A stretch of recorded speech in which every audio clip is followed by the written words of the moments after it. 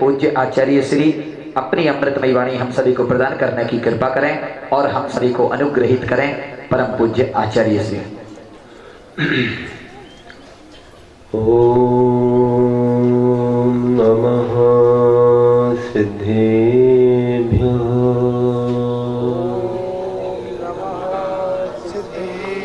ओम नमः सिद्धेभ्यो।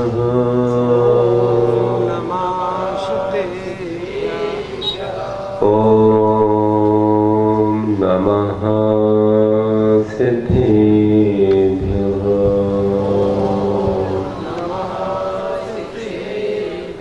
नमः श्रीवरदमानाय निर्भूतकलिलात्मने सालोकानां त्रिलोकानां यद्विद्यादर्पणायते यद्विद्यादर्पणायते। बोलिए देवालय प्रथम तीर्थंकर श्री आदिनाथ भगवान की जय हो। 24 तीर्थंकर भगवान की जय हो। वर्तमान शासनायक श्री महावीर भगवान की जय हो। अहिंसा परमो धर्म की जय हो। सिद्ध चक्र महामंडल विधान की जय हो। आचार्य गुरुवर श्री विद्यासागर जी महाराज की जय हो। आचार्य सिमंदर सागर जी महाराज की जय हो। परम पूज्य आचार्य श्री आर्जव सागर जी महाराज की, आचार्य संघ की। श्रद्धाबंधु, सिद्ध चक्र महामंडल विधान अपनी गति से आगे बढ़ रहा है। ये आराधना हमको सिद्ध पद की ओर अग्रसर कर रही है। अनंत अनंत परम सिद्ध परमेश्वरों की ये पूजा हमारे पापों के गलन में, हमें कर्मों से मुक्ति पाने में परम सहयोगी है। अतिशयकारी विधान श्रीपाल मेला सुंदरी के द्वारा किया गया। इतना अतिशयकारी विधान है, सब रोग शोक को दूर करने वाला, हर तरह की व्याधियों को दूर करने वाला, मात्र व्यक्तिगत नहीं, मात्र एक मोहल्ले नगर उपनगर की बात नहीं, पूरे देश की पूरे विश्व को शांति देने वाला ये विधान है। बंधुओं, आपकी आवाज स्वर्गों तक पहुंच रही होगी। आपकी आराधना अवधि ज्ञानी देवलोक देख रहे होंगे। गुरुओं का परम आशीष तुम्हारे जीवन में है। बहुत मुश्किल से मिलता है ये सौभाग्य। कई बार मुझे निवेदन कर चुके थे लोग कि आप जबलपुर के पास आइए, वहाँ एक विधान होना है सहजपुर में। वहाँ भी शुरू हो गया होगा। अपने संघ के महाराज सुनने में आया है, पहुँच चुके हैं 2 महाराज, और वहाँ जो यहीं आए थे नेहानगर, वहाँ पहुँच गए हैं और वहाँ भी उनको भी दाम मिल गया। लेकिन तुम लोगों की भक्ति ने यहाँ रोक के रखा। उनको तो अनायास ही सब कुछ मिल गया। फिर भी आए थे सुभाष नगर यहाँ के लोग, और पहले भी एक बार गणेशगंज साहेबपुर में यहाँ के लिए महावीर जयंती के लिए 2-3 वर्ष पहले आए थे। बहुत भक्ति भावना थी कि दीनदयाल नगर है, अंकुर कॉलोनी है, नेहा नगर, ये लोग बहुत संख्या में बहुत अच्छी भावना और भक्ति के साथ यहाँ रहते हैं और हर एक अष्टानिका महापर्व में सिद्धों की आराधना करते हैं।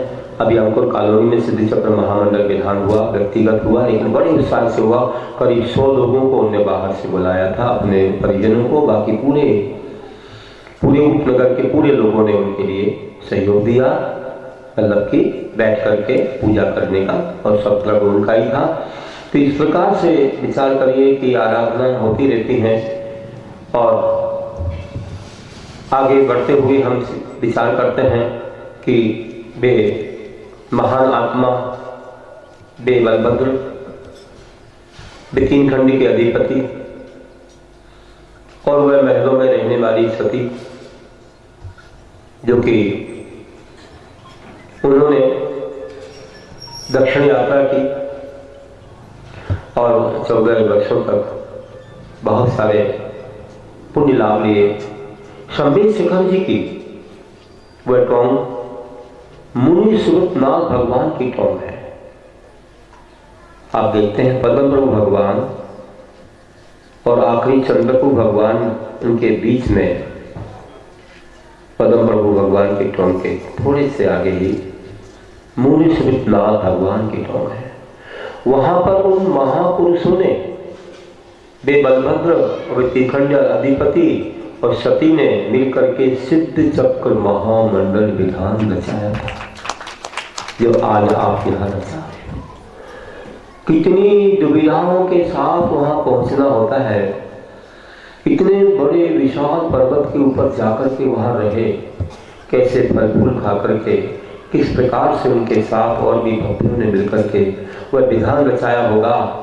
आपने कभी शिखर जी में, वैसे तो तलहटी में रचा लिया होगा मधुबन में, लेकिन पहाड़ पर नहीं रचाया होगा, लेकिन उन्होंने रचाया था।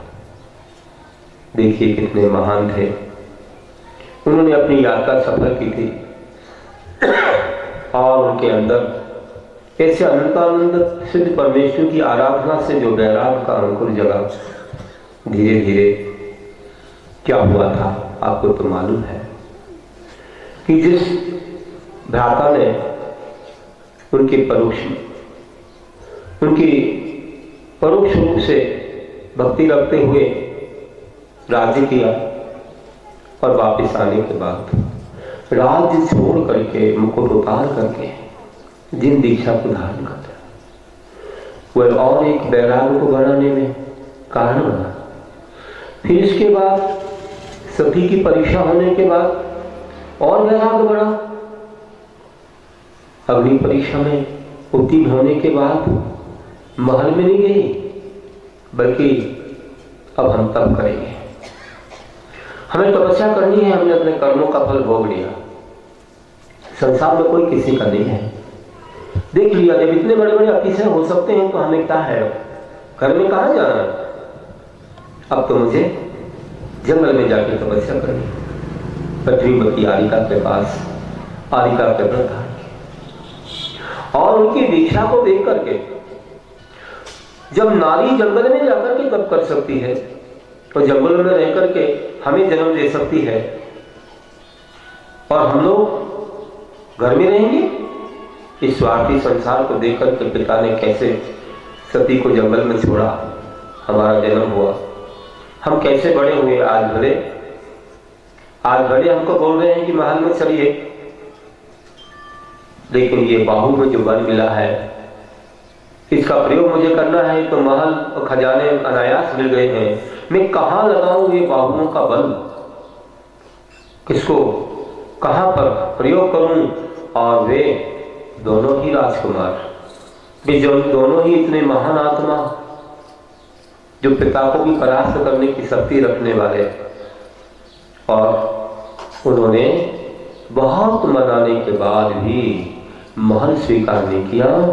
मां के दीक्षा के बाद उन दोनों ने भी जंगल में जाकर के जिन दीक्षा को धारण कर लिया, मुनि बनकर के ऐसे महान तप में लीन हो गए। देखो उनकी काया कैसी स्वर्ण के समान थी, साक्षात तीर्थंकर ही हो ऐसे थे वे। बलभद्र के पुत्र कितने महान थे,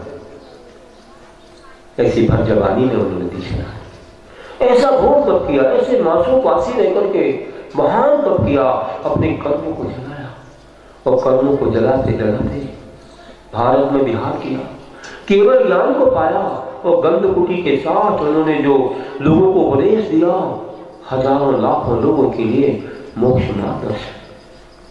और बाद में उन्होंने पूरे भारत की यात्रा विहार करने के बाद वह स्थान भी देखा होगा उन्होंने जाकर के, जहां महापुरुषों ने सिद्ध चक्र विधान किया था मुनीश्वरनाथ भगवान की टोंग पर।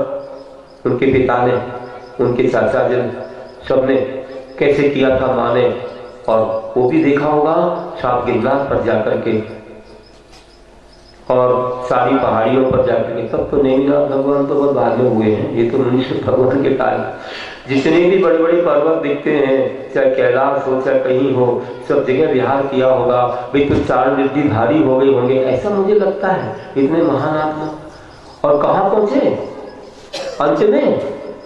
उन्होंने एक गुजरात का संदेश शिखर बोल सकते हैं, सबसे ऊंचा पहाड़ है, सबसे ऊंचा पहाड़। वहां पर कुछ भी नहीं था, बिना जंगल। कैसे चढ़ना होता है ऊपर? आजकल तो लिफ्ट लगाई हुई है, रोपवे लगाया हुआ है। कैसे चढ़ते हैं वहां जाते हैं? बहुत बड़ी, बहुत ऊंची वो पहाड़ी है।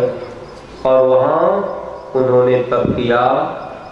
दोनों ने अंतिम शुक्ल ध्यान के द्वारा अघातिया कर्मों का विनाश करके मोक्ष पा लिया। वह है पावागढ़। पावागढ़ सिद्ध क्षेत्र है, नीचे भी मंदिर है, आश्रम है, धर्मशाला है। ऊपर जाओ तो वहां पर भी 5-7 मंदिर एक परिसर में है। और फिर थोड़े आगे जाओ 3 मंदिर हैं। फिर इसके ऊपर जाओ तो बस उनकी ही वह मढ़िया मिलती है जहाँ दोनों के चरण बने हैं। उसके बाजू में एक शांतिनाथ भगवान का, सुपार्श्वनाथ भगवान का, कौन सा सुपार्श्वनाथ भगवान का जिनालय है। उसके सामने ही शांतिनाथ भगवान का जिनालय है। और फिर चौकी पर तो क्या था, वहां तो चरण होंगे, वहां तो सब रहेंगे। अब और कुछ बन चुके हैं वहां, ये पंचम काल की बलिहारी है। लेकिन आज वो पवित्र स्थान इतना महान है। 24 मंदिर भी था, खंडन हुआ है, फिर से उसका कुछ जीर्णोद्धार चल रहा है। और कमेटियां संभालती है आज भी इस पावागढ़ पर उन महान आत्माओं के चरण बने हुए हैं, बिल्कुल बीच में रास्ते में बने हुए। दोनों ही बलभद्र के पुत्र, कैसे उन्होंने वहां से मोक्ष पाया। धन्य हो। और ज्यादा मर्यादा, और ज्यादा वो ऐसे महान आत्मा, महापुरुष बलभद्र का बैराग बढ़ता चला गया। अब कौन है, अब कौन है हमारे साथ? सब तो चले गए, अब कौन? जिनको राज्य के लिए बिठाया था वे भी गए, और धर्म पत्नी भी गई, पुत्र भी गए, और कौन, बहुत सारे लोग गए। सेनापति भी चला गया, उसने भी दीक्षा धारण कर ली। अब मैं क्या करूं? बैराग बढ़ा, लेकिन फिर भी अभी छाया सम्य दृष्टि के महामूल की पराकाष्ठा है। 6 महीने तक जिसका वासना काल होता है। देखो क्या हुआ, अनुज का वह दिन आ गया, आयु पूरी बीती, और एक दिन काया का अंत हो गया। महापुरुष से काया का अंत हुआ, त्रिखंड अधिपति का। और ये क्या हो गया? कौन सी मूर्छा आ गई? क्यों भोजन नहीं कर रहा है, बोल नहीं रहा है, क्या हो गया? बहुत मनाया, बहुत सब कुछ किया, कुछ जवाब नहीं आया। चलो कोई बात नहीं, थोड़ी देर के बाद खाएगा पिएगा, सो रहा है। दिन बीते, अभी तक नहीं उठा। चलो ले चलते कहीं और घुमाने के लिए, अपने कंधे पर रख लिया। फिर बलभद्र भी अग्रज उसे ले जा रहे हैं, और कितने दिन से भोजन नहीं कर रहा है, विलाप भी कर रहे हैं, लेकिन आशा है ये अभी सो रहा है, जग जाएगा। लोग कह रहे क्या कर रहे हैं आप, संस्कार तो करने दो। अरे कौन संस्कार के लिए बोलता है? तू मर जा, तेरा बाप मर जा, मेरा भाई सो रहा है, तुम ये जानते नहीं हो?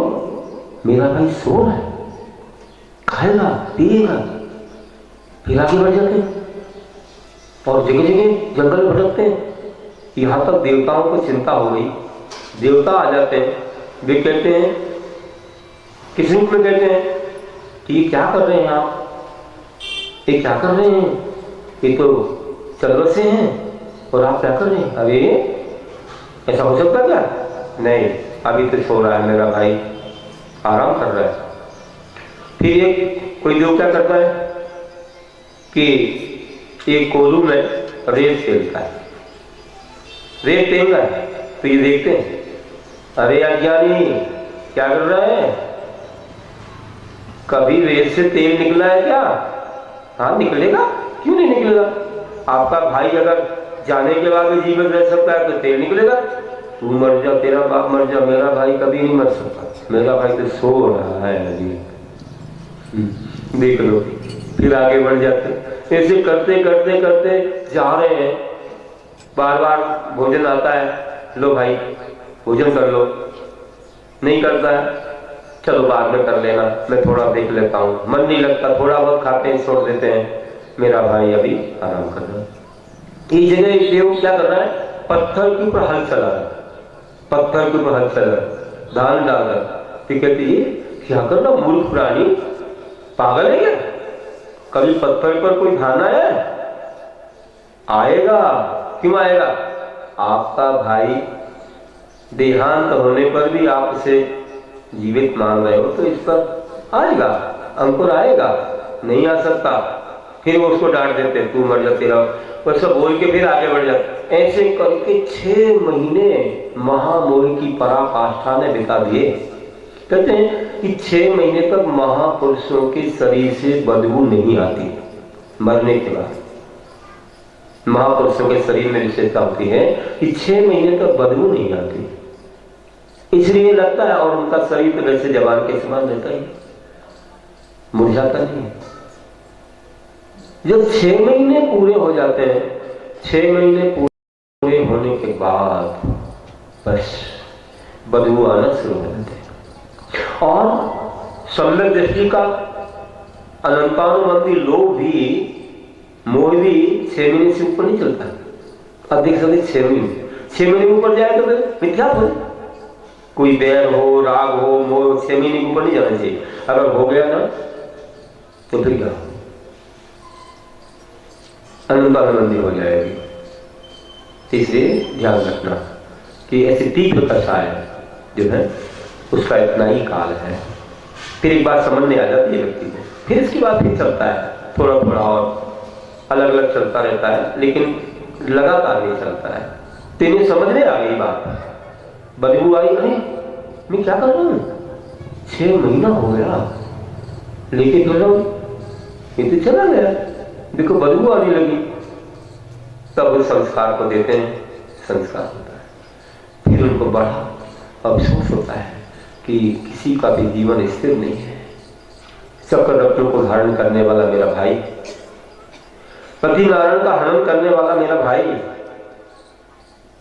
मेरे साथ जंगल उपवन में रहने वाला, कदम से कदम मिलाने वाला मेरा भाई चल दिया। अब मैं किसके साथ रहूं, कहां रहूं, कौन है मेरे परिवार में, कौन है मेरे महल में, कोई नहीं है। उन बलभद्र के लिए बहुत फीका लगा और ऐसा लगा कि अब मैं क्या करूं। पिता भी गए, फिर आने पर भाई भी गया, फिर धर्म पत्नी भी गई, कहा मोक्ष मार्ग में गई, दीक्षा ले ली ना, और तपस्या में लीन हुई। पुत्र भी गए और भाई तो अब देहांत होने से चला गया। अब मुझे महल में अच्छा नहीं लगेगा। सेनापति जैसे चले गए, अब तो बस मुझे भी जाना है। उनको याद आने लगी, अपनी सैया पर लेटे हैं, एक स्वप्न में दिख रहा है। वे चिंतन कर रहे हैं कि जब मैं दक्षिण भारत की यात्रा पर गया था, दक्षिण भारत की यात्रा पर गया था और ये 14 वर्षों का वह मेरा समय बीत रहा था। मैंने जंगल में कुटिया बनाकर गुप्ती से गुप्ती मुनिराज का परिधान किया, उन्हें आहार दिया और भक्ति बस मेरा पुण्य बढ़ा। मैंने देखा एक बंसीस्थल है, बंसीस्थल पर बांसों के वृक्ष लगे हुए हैं और एक पहाड़ी पर मुनिराज तपस्या करते हैं। मैं जब वहां पर गया, वहां के लोग जो पास के निकट गांव के लोग थे वे खाली करके जा रहे थे। मैंने कहा कहां जा रहे हो? नहीं आप पधारिए, आइए, आपका स्वागत है, सम्मान है, आप महापुरुष हैं, लेकिन दुख की बात है कि आप ऐसे वक्त आए सायंकाल में जब मुझे यहाँ से जाना पड़ रहा है। क्यों, आप सब क्यों जा रहे हैं? नहीं हम रात यहाँ नहीं रह सकते। क्यों नहीं रह सकते हैं? आप प्रातः काल आए होते तो आपका हम स्वागत सम्मान करते, आपका सब आहार आदि सब कुछ करवाते हैं, लेकिन सायंकाल में आप आए हैं। हम आपको बता देते हैं, ये सामने जो पहाड़ी है, इस पहाड़ी पर 2 मुनिराज तपस्या करते हैं। बड़ी ऊंची काया वाले हैं, बड़ी तपस्वी हैं, मासूवासी बहुत महान हैं, और वे मुनिराज तपस्या करते हैं, खड़े रहते हैं। और रात्रि के 12 बजते हैं, कितनी भयंकर आवाज होती है, चाकनी डाकनी भूत प्रेत पत्थर अग्नि न जाने क्या क्या बरसती है, और ऐसे हाहा हू की आवाज, भालू शेर सब दिखते हैं। उस आवाज से हमको नींद ही नहीं आती है। कई दिनों तक नींद नहीं आई। हम लोगों के स्वास्थ्य जब बिगड़ने लगे तो हमने एक ही उपाय सोचा, हम सब लोग रात किसी और नगर में बिताएंगे, दिन में फिर आएंगे। इसलिए हम जा रहे हैं, हम यहाँ सहन नहीं कर पाएंगे और आपको भी बाधा होगी। बोले नहीं, मुझे कोई बाधा नहीं दे सकता, मुझे कोई बाधा नहीं दे सकता, मैं देखता हूं कौन है, तुम सब लोग रहो, कुछ भी नहीं होगा, हम हैं। नहीं, हम नहीं रह सकते, आप ही पधारिए, या आप सभी हमारे साथ सुबह आएंगे। नहीं, मैं वहीं पर जाऊंगा। हम वहीं पर जाएंगे और पहुंच गए ऊपर, पहाड़ी पर पहुंचे और जाकर के दोनों मुनिराजों का दर्शन किया। महान विकराल मुद्रा में ऐसे ध्यान में लीन है, खड़े हुए हैं, और उसकी विकराल मुद्रा को देख करके ऐसा लगा कोई तीर्थंकर चक्रवर्ती किसने दीक्षा ली है, ऐसे महान राजा के पुत्र थे। उनकी कहानी हम अलग सुनाते हैं, उनकी कथा बहुत महान है।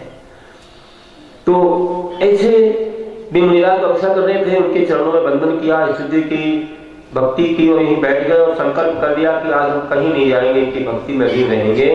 तो वे दोनों ही भ्राता और सती उन पर रहे और रात्रि भर रहने का संकल्प था। रात के 12 बजे जो आवाज आना शुरू हुई तो उन्होंने अपनी धनुष की टंकार से सजग कर दिया, ध्यान रखना कौन है तू, ऐसे महामुनियों को उपसर्ग करता है।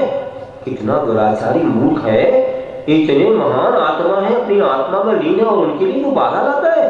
कितने पापों को संजोड़ा है, कितने जन्मों जन्मों तक के लिए तू दुख पाएगा, तुझे श्रद्धा ही नहीं है।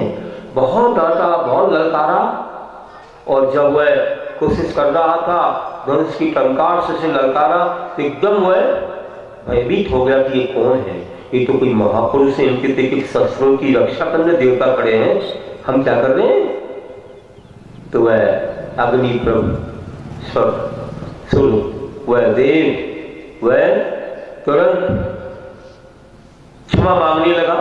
इतने में थोड़ा सा उत्सर्ग रुका था, उसी समय उन दोनों महामुनिराजों का ध्यान इतना एकाग्र हुआ, उन्हें शुक्ल ध्यान प्रारंभ किया, छपक श्रेणी पर चढ़ गए और अंतर्मुहूर्त में घातिया कर्मों का क्षय कर दिया और वे केवली बन गए, अरहंत बन गए। ऊपर से सब देवता आ गए और गंधकुटी की रचना कर दी, 2 समोसन सजा दिए छोटे छोटे, जैसे अपने सामने गंधकुटी दिख रही है। 12 सभाएं होती हैं लेकिन अष्टभूमियां नहीं होती हैं, इतना विशाल नहीं, लेकिन गंधकुटी बोलते हैं उसको, समोसन जैसा, उसमें भी सब दिव्य ध्वनि सुनते हैं। तो वहां पर सब जंगल के लोग आ गए और भी सब आ गए, देव नर विद्याधर जो भी हैं, और वहां उनकी वाणी सुनने लगे। 2 गंधकुटियां रच गई थोड़ी दूर दूर, उनकी वाणी होने लगी। हम धन्य हो गए, उन महापुरुषों ने उनकी पूजा की और धन्य माना, और देव आकर के नतमस्तक हुआ, उसने श्रद्धा धारण की, जिन धर्म स्वीकार किया, सम्यक दर्शन प्राप्त किया, यही सच्चा धर्म है और कोई नहीं, यही मेरे सच्चे देवता है, क्षमा मांगी। इस प्रकार से जैसे वे मुनिराज तपस्या कर रहे थे, बस मुझे भी वैसा ही तप धारण करना है। उनने कैसे मोह छोड़ा था, वो जंगल में थे, वे 2 थे, हम अकेले रहेंगे। नींद खुली और चल दी। अब यहां महलों में शांति नहीं है, सबको एक दिन जाना है। कोई जीवन से जाता है, कोई मोक्ष मार्ग में चला जाता है, और सल्लेख न लेके सबको जाना ही पड़ता है। कोई अजर अमर होके नहीं आया है और अपना ही ये फल कर्मों का पाता है, अकेला करता है, अकेला संसार में भ्रमण करता, अकेला ही फल पाता है, कोई किसी का बांटने नहीं आता है। हम ये कहेंगे कोई मुझे सुख दुख देने लग जाए तो नहीं, अपने अपने कर्मों का फल भोगना पड़ता है। एको करेदि कर्मम एको हिंडते देहि संसारे, एको जायदि मरदि यतस्य फलम भुंजते एको। आचार्य कुंद कुंदेव आशानुरेखा में कहते हैं अकेला ही जीव कर्म करता है, अकेला ही संसार भ्रमण करता है, और अकेला ही उन गतियों में जाकर के अपने कर्म का फल पाता है, कोई किसी का बांटने नहीं आता है। इस प्रकार उन्हें वैराग हो गया, और वैराग को धारण करके वे शांति के लिए अपने महल को छोड़ के चल दिए।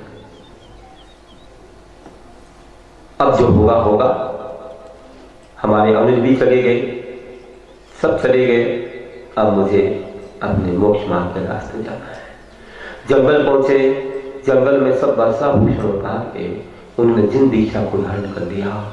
कैसा रूप था उनका, कैसे थे वे, कैसा लग रहा था। कोई तीर्थंकर ही दीक्षा ले रही हो, बलभद्र हैं, कभी व्रत नहीं होते हैं, जवान के समान रहते सभी महापुरुष लोग, दाढ़ी मूछ नहीं होती है उनकी, ऐसे होते हैं, मलमूत्र आदि नहीं होता है उनको, केस होते हैं, केसवंश करते हैं, और केसवंश किया और तपस्या में लीन हो गए। और कभी कदाचित एक बार आहार को आते थे, महीने महीने 15 दिन में कभी आते थे।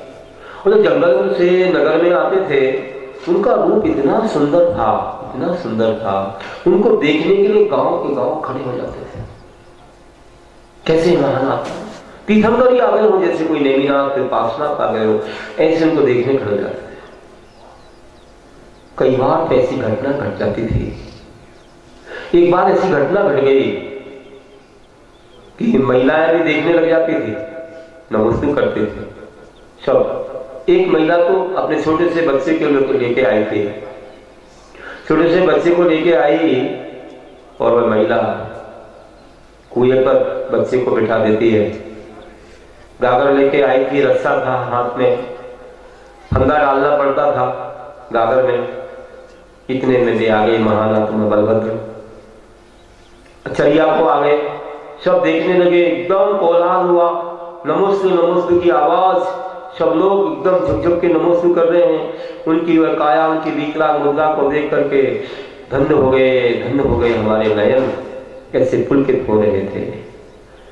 उस महिला ने भी देखा, उनके तरफ देखती रही और अपने काम में भी उसे जो कुछ करना था तो वह भी नहीं छोड़ पा रही थी, और उसने जो फंदा बनाया और गागर में लगाना था कि बच्चे के गले में लगा दिया। ऐसे जब फंदा लगाया तो रो पड़ा, उसकी चीख उन बलभद्र के कानों में पड़ी। अरे ये क्या हो गया, तुरंत जान लिया, अरे ये मानो कैसे है, अपने काम को भूल जाते हैं, हमें कहां क्या करना है इसको भूल गए, हमारे रूप को देखने के लिए दिखा। अब मैं तो आज से नियम लेता हूं, आज से नियम लेता हूं कि अब चरिया को मैं नगर में नहीं आऊंगा, जंगल में अगर मुझे आहार मिलेगा तो ही करूंगा, अन्यथा मैं नहीं करूंगा। कांतार चरिया का नियम ले लिया। कांतार मतलब जंगल होता है, जंगल में ही चरिया करूंगा और करूंगा। कभी कभी तो आते थे, तो महाबलशाली है, महीनों में आते होंगे एक आध बार। अब जंगल में ही चरिया करने लगे, जंगल में चरिया उनकी होती रही, चलता रहा जीवन। और उन्होंने अंत में ठाना, अब उन्होंने जब इस प्रकार से देखा हमको एक दिन कभी मोक्ष जाना है, हमको एकांत स्थान में रहना है। महाराष्ट्र का एक संबित शिखर कहलाता है, सबसे ऊंचा पहाड़ है, 2 पहाड़ है। देखिए उन 2 पहाड़ों पर ऐसे स्थान है, यहां तक कि मैं आपको कह दूं, जिस विद्याधर ने धर्म पत्नी का पता लगाया, जिस विद्याधर ने पुत्रों का साथ दे दिया, उस विद्याधर ने भी सोचा अब मुझे क्या रहना है, मेरे स्वामी भी चले, उसने भी दीक्षा धारण कर ली। देखो, विद्यार्थी की श्रेणी में रहने वाले विद्याधर जो विमान में लेके आए थे, आप तो समझ रहे होंगे ना, समझ रहे हैं ना सब लोग। उन्होंने भी दीक्षा धारण कर ली, वे भी मुनि बन गए, और मुनि बन के उन्होंने भी उस पर्वत से क्या किया, ध्यान किया, मांगी और तुंगी। आप देखिए गुफाएं कैसी बनी है, कितनी प्रतिमा है अंदर, पत्थर में उकेरी हैं, और वे बलभद्र विचार करते हैं ठीक है ये भी आ गए, अच्छा है, इनको भी तपस्या करने दो, इनको भी मोक्ष मिल जाए, अच्छा होगा। वहां दोनों ने तपस्या की, दोनों का परम स्थान वहीं पर है, और दोनों ने केवल ज्ञान प्राप्त किया। पहले तो एक बार उन्होंने क्या किया कि देखो, गंधकुटी की रचना हो गई, केवल ज्ञान के बाद सब जगह विहार हुआ, सबको उपदेश दिया। उन्होंने कहा कि मुझे यानी संसार को नहीं देखना, संसार को देखने में तो क्या होता है, राग होता है, राग से कर्मों का बंध होता है। आचार्य कुंकुम देव कहते हैं, रब तो बंध अधिकम मन मुंचित जीवो विराग संपन्नो ऐसो जनोपदेशो कम्हा कम्मे सुमाए छे। समय साल में कहते हैं कि रागी जीव कर्मों से बनता है, वैरागी जीव कर्मों से छूटता है, ऐसा जिनेन्द्र भगवान का उपदेश है। इसलिए तुम कर्मों में राग मत करो, ऐसा बताया। तो उन्होंने कहा क्या करूं मैं, एक विशेष बात बताऊं, वहां पर एक प्रतिमा दिखती है जो पीठ से दर्शन होता है। देखा आपने मांगी पर, थोड़ी गुफाओं में आप दर्शन करके आगे पहुंचो तो एक प्रतिमा है जो पीठ से दर्शन, सपाट है पूरी, ऐसी मुख नहीं दिखता। तो क्या बताया मालूम इसका रहस्य क्या है, कि जब वे बलभद्र जनता के बीच आते थे लोगों को राग होता था, प्रशस्त राग, भाई मेरे भगवान है, लेकिन फिर भी लोग अपने काम को छोड़ देते थे। उन्होंने कहा नहीं, अब मैं जंगल में ही रहूंगा, वहीं आहार करूंगा, और मैं जब बैठूंगा तो पीठ करके बैठ जाऊंगा, मैं किसी को नहीं देखूंगा, मैं किसी को नहीं देखूंगा। संसार की ओर पीठ कर देते थे, किसी को भी मेरे को देख करके राग ना हो, और मुझे भी अपने बीत राग का होना। हम लोग भी जब सूक्ष्म मुनि बने थे तो ऐसे बैठ जाया करते थे संग में, दीवार पर मुख कर, किसी को आशीर्वाद ही नहीं देना, मौन रहना, वर्षों वर्ष मौन रहे, किसी से कोई संबंध नहीं, अपना काम करेंगे, खूब पढ़ेंगे, खूब ध्यान करेंगे, एक समय, एक बिल्कुल एक मिनट भी, एक सेकंड भी किसी को नहीं देना। आप जब दीवार पर मुख करेंगे कोई देखेगा नहीं, नमस्कुबाजी से करेगा, निकल जाएगा, और अब आप अपने नींद में, किसी पर दृष्टि नहीं पड़ेगी। जब बिल्कुल मड़िया जी में जो हॉल बना है, जहां पहले समास हुआ था, हॉल में कॉर्नर में बैठ गए, दीवार पर मुख कर, बस जब कक्षा लगी तो आ गए, बाकी नहीं बैठे, कोई आशीर्वाद नहीं, किसी कुछ नहीं। सन 88 के समय ऐसे हम साधना करते थे, एक वर्ष का मौन चल रहा था, और दीवार पर मुख करके बैठते थे मुनि बनने के बाद। यहाँ धवला पुस्तक का स्वाध्याय, समय सार का स्वाध्याय, उत्तर पुराण का स्वाध्याय ही चल रहा था, और बिल्कुल किसी को आशीर्वाद ही नहीं दिया। अब देख लो क्या होता है, व्यवहारिकता में कोई समय नहीं। आत्मानुष्ठान निश्चय से व्यवहार बहिष्ठते जायते परमानंद कश्चित योगी नियोगी।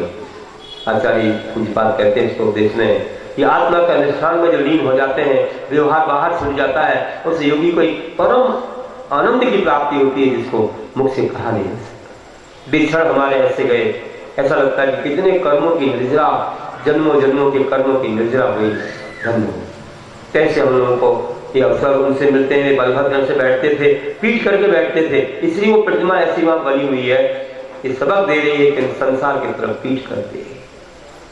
और फिर घोर तपस्या करके उन्होंने तुंगी गिरी, मांगी तुंगी के बीच में छतरी बनी हुई है, वहां से उन्होंने अपने अघातिया कर्मों का भी क्षय किया परम सुख ध्यान के द्वारा, और मोक्ष को पा लिया। लेकिन बीच में एक बात छूट गई, कि जब वे ध्यान में लीन थे, अंत में केवल ज्ञान पाने के समय उनकी परीक्षा भी हुई, कि इन्होंने परीक्षा ली, किसी की अग्नि परीक्षा। तो अग्नि परीक्षा लेने वालों ने जो समाधि के बाद, आदिका दीक्षा के बाद जो तपस्या करके समाधि ली, प्रभावना भी की, फिर समाधि ली, बहुत को आगे बढ़ाया होगा उस सती ने जो आदिका बन के। और बाद में समाधि के बाद 16वें स्वर्ग में प्रतीन्द्र का रूप धारण किया। स्त्री पर्याय का छेद हो गया था सती का, और प्रतीन्द्र के रूप में फिर मालूम पड़ा कि यहाँ पर बलभद्र ने दीक्षा ले ली है। हाँ, अब आ गया मौका, हमारी परीक्षा ली थी ना, अब हम भी परीक्षा लेंगे। फिर से यहाँ आके अप्सराओं का रूप लेकर के उन पर उत्सर्ग किए। मुनि अवस्था में बहुत हाव भाव प्रकट किए, नृत्य किया, बहुत ऐसा किया, वे ध्यान में लीन थे, तरह तरह के अच्छे स्वर में गाया, सब कुछ किया कि मेरे तरफ देख तो नहीं कम से। वे महान आत्मा बिल्कुल विचलित नहीं हुए, बिल्कुल विचलित, रंग से मात्र ही विचलित नहीं हुए। कितने भी हाव भाव, कितने भी गान, मधुर शब्द, कुछ भी कहें, लेकिन देखा ही नहीं, और ऐसे लीन रहे अपनी आत्मा में कि उसी समय उनको केवल ज्ञान हुआ था। फिर वो देव पूजा करके गया था, अपना असली रूप प्रकट किया था कि देखो आप भी महान रहे, हमने भी परीक्षा में हम डिगे नहीं और आप भी नहीं डिगे, धन्य हो, महान हो। तो ऐसे करके बाद में ऐसे ही आत्मा ने यहाँ से मोक्ष पाया, मांगी पुंगी के बीच से मोक्ष गए हैं, और भी विद्याधर भी मोक्ष गए हैं, जिन्होंने विमान में बिठाया था जब आए थे अयोध्या। तो ऐसे महान वे भी मोक्ष गए हैं, वे भी सिद्ध भगवान बन गए हैं। इस प्रकार से महान आत्माओं का जीवन रहा। क्योंकि आज मुझे इसको पूरा करना था, या वो और दूसरे विषय लूंगा, तो आज मैं संपूर्ण कर रहा हूँ कि ऐसे महान आत्मा दुर्लभ होते हैं जिनका जीवन दर्शन हमने कुछ दिनों में सुना है। वह जीव 16वें स्वर्ग में जो प्रतीक है, वो आगे जिसने उसके लिए बाधा पहुंचाई थी, हरण किया था, वो तो बनेगा तीर्थंकर, क्योंकि सील भंग नहीं किया था। उसके बाद व्रत था कि जो पत्नी मुझे, जो नारी मुझे नहीं चाहेगी, मैं उसको अपनी रानी नहीं बनाऊंगा। इसलिए सील सुरक्षित रहा। और कैलाश पर्वत का जो भक्ति की थी, अरब भक्ति कि बीना का तार टूट गया तो हाथ की नस लगाने को तैयार, ऐसा वो त्रिखंड अधिपति, वो आगे तीर्थंकर बनेगा, लंकाधिपति। और ये जीव 16वें स्वर्ग से आकर के उस समूह शरण में गणधर का रूप धारण करेगा, गणधर का रूप धारण करेगी वह आत्मा, सती की वह आत्मा। ऐसे सब बातें हमारे आगम में हैं। और अंत में यही कह रहा हूँ कि वे मोक्ष गए, सिद्ध बन गए। नमो अर्जुनकाणो नमो सिद्धानम में हम उनको याद करते हैं, पांचों परमेश्वरी में हमको याद करते हैं, बीचरात्मा के स्वरूप में उनको हम याद करते हैं। रोज नमोकार पढ़ते तो उनको नमन रोज हो जाता है। और ऐसे महान आत्मा हमारे मन को भी पवित्र करें, पूजा पवित्र भगवान मनो में, और हम भी उन जैसे बने, हम भी उन जैसे विशुद्धि प्राप्त करें, अपने कर्मों का क्षय करके ऐसे इंद्रिय विधि परिचय विधि बन के उन जैसे पद को हम प्राप्त करें। ऐसी भावना है, ऐसे महान आत्मा परमात्मा बने। बस परोपकार किया है, लेकिन कभी और बदले में कुछ नहीं चाहा है। धन्य है ऐसे जीव। कहते हैं कि आप सब लोग भोगों के पीछे भाग रहे हो, भोगों के पीछे भाग रहे हो, और जो योगी बन जाते हैं उनके पीछे भोग भागते हैं। जंगल में भी चले जाए मंगल हो जाता है। कांताचर्या की वहां भी आहार मिल गया उनको। विचार करो तो कहते हैं कि भागती फिरती थी दुनिया, जब तलब करते थे हम, अब की जब नफरत हुई बेकार आने को। कई लोग भोगों के पीछे भागते हैं, कई लोगों के पीछे भोग भागते हैं।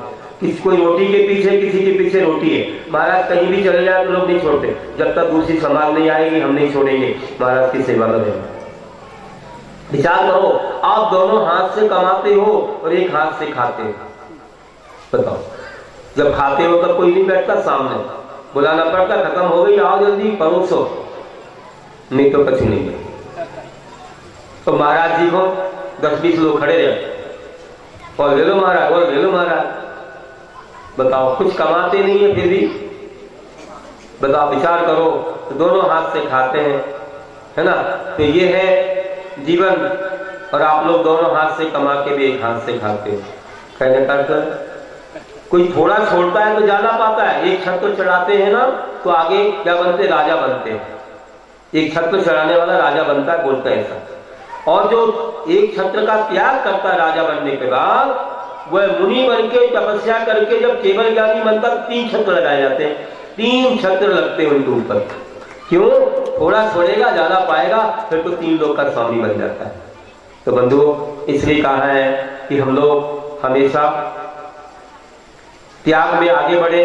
थोड़ा छोड़ोगे बहुत ज्यादा पाओगे, ज्यादा पाने के लिए नहीं, छोड़ना इसलिए है कि बस हम आत्मा, हमारे ज्ञान दर्शन के अलावा हमारा कुछ भी नहीं है। और कभी भी अभिमान नहीं करो, परोपकार करो, लेकिन चाहना नाम की मत करो, मान सम्मान की मत करो।